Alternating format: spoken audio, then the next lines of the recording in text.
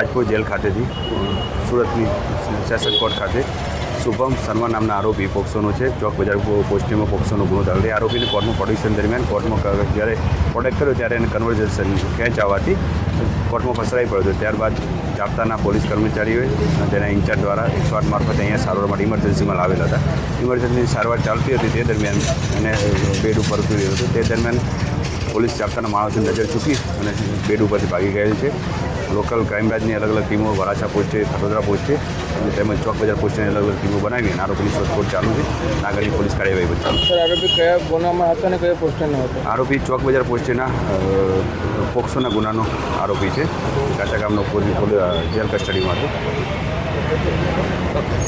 ગુજરાતીમાં શેર બજાર શીખવા માટે આજે જ નીચે આપેલા નંબર પર સંપર્ક કરો.